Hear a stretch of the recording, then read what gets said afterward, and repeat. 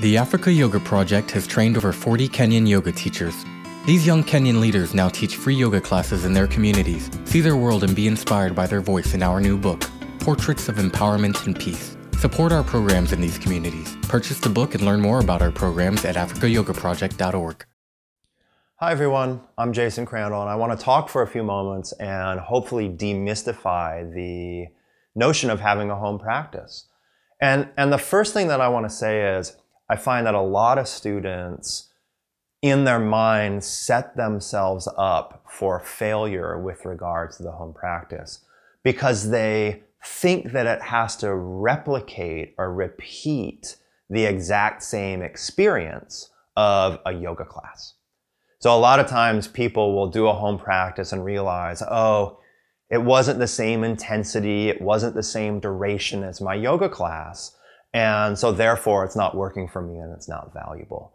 And I want to say that the home practice and the yoga class, of course they're not the same. They're totally different environments.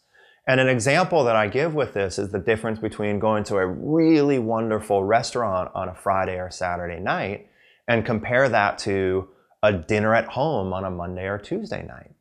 If you thought that in order to cook a home meal for yourself, you had to exactly reproduce some excellent restaurant meal, well, you might not even try. You might not even start because you've set yourself up for failure, right? Because and what we have to realize is, oh, at home you don't have to create a wonderful restaurant meal. You might, but all you need to do is create something that's warm and satisfying and nutritious. So I want to suggest it's the exact same thing at home. You want to just develop a simple routine that is warm and that is satisfying to you, okay? So my first tip on practicing at home is this. Start with poses you love. Now, a lot of times people think, oh, I should do a home practice at home and work on things that I don't like. Well, if you have a home practice at home, you can work with poses you don't like. But the notion of working with poses you don't like or that you struggle with is not a good motivating factor for most people. And what you can actually realize is, oh, at home I have permission to really do the stuff that I love to do.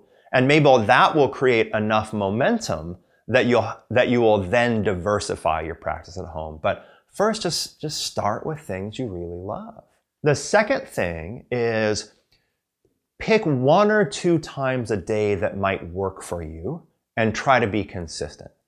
So 2 examples are the morning time after you wake up before you go to work.